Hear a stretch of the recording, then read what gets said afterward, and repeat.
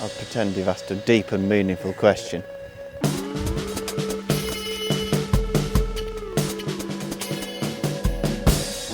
We're in Girona now for the TRAKA. Yeah, this is the biggest gravel race in Europe.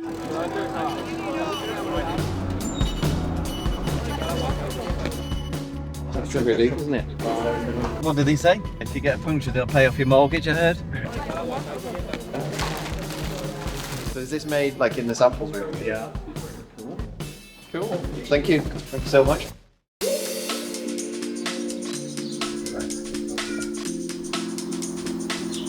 That's it. It's been a while since the last race in Portugal. That was almost a month ago now. There's lots of gravel racing. The season's really started, but rather than go away racing like everyone else seems to have done, I decided actually the best approach for me is just to go away with my friend Johnny that lives up in Andorra. Talk us through what we're doing today, Matthew. And just did 3 weeks altitude, but did it really well. Trained really well for 3 weeks, ate really well for 3 weeks, and just tried to set myself up for what will be the most important month of the year. So I've prepared as best I can. I think I'm probably the best I've ever been, and the results will tell if I'm good enough.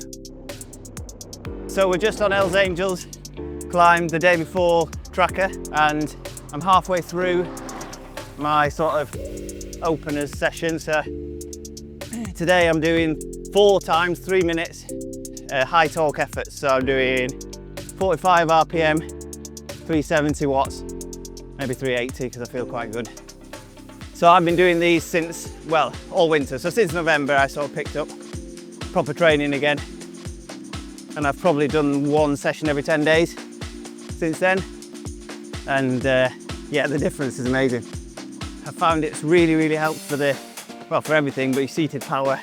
I think sort of recruiting your glute muscles and everything. So combined with the gym and core sessions at home in the morning, I've sort of changed the way I pedal doing this. So yeah, that's what I do the day before.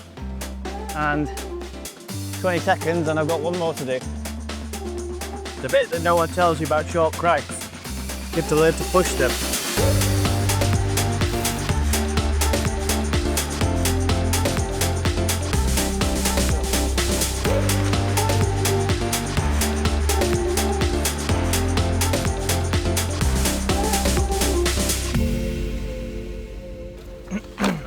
We follow the crowd. Yeah. Do what everyone else does. Just knowing the elite field, we ain't stopping. There's no stopping. Like, it'll be so fast to feed. 2 litre gel. 400 grams for 6 hours. I'll be giving you food. I've done the physical preparation, but there's so many variables, there's so much that can go wrong, especially in a race like this. It's probably as extreme as it gets in gravel racing. As long as I do my homework the next couple of days, there's nothing more I can do.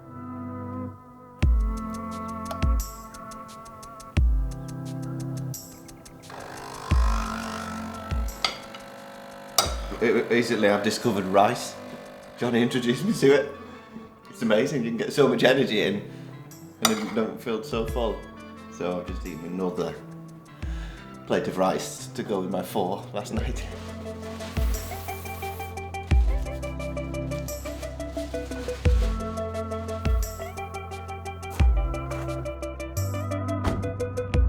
You're off at what time? 6:50, I think. So 1.5 hours from now, we go. Got to line up at 6, so in 40 minutes. The finish line of the TRAKA, you won't be the same. You will be more free. You will be a hero.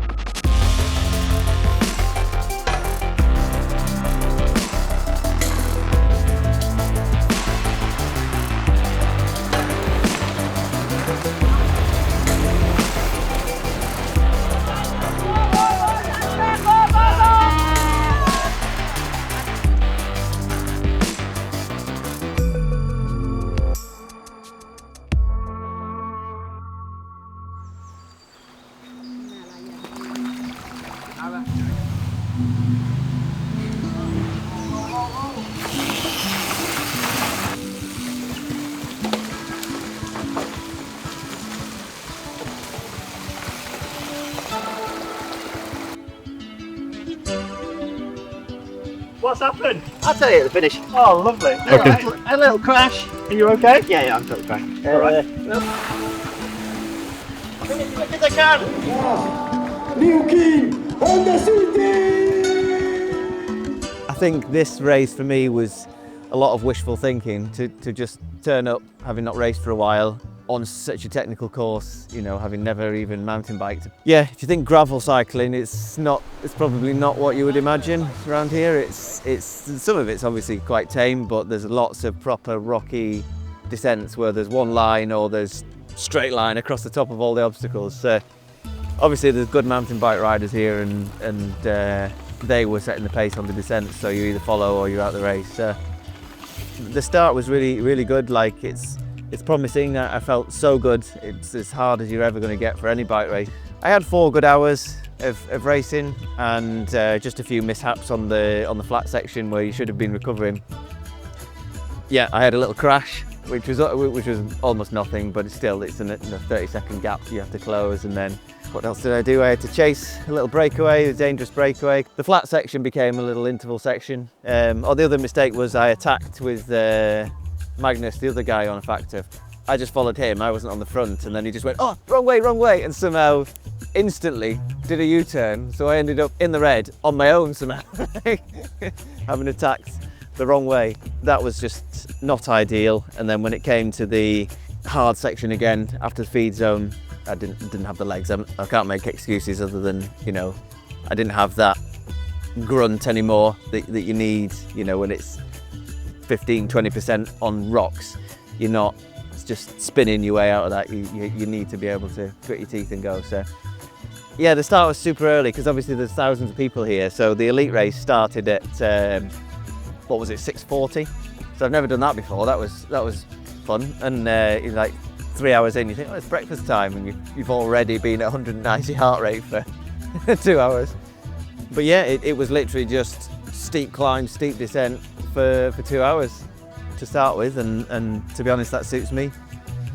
I'd seen the first 55k, so I knew exactly what was coming, and you know, I knew the descents were tricky, but I didn't think we'd go that fast. I just watched them, you know, the few guys ahead of me. I went, all right, if you're not dead, then I'll just follow. So yeah, that was a shock, but you know, I surprised myself how good I was doing it. So I was comfortable in that front group, even on the descents. Yeah, I mean, it's obviously such an epic course. I just wanted to finish it. I don't know, that's just the way I think. It's all or nothing. You know, I go so hard until I can't go anymore, and then I just cruised into the finish line. So it doesn't look good on the results, but you know, when the real selections were made on the climbs, there was only like 12 of us there, and I was there and really not uncomfortable. So it's positive, and really it's just the start for me this season. Found a good one. You're going to try and get it going? Rubbish.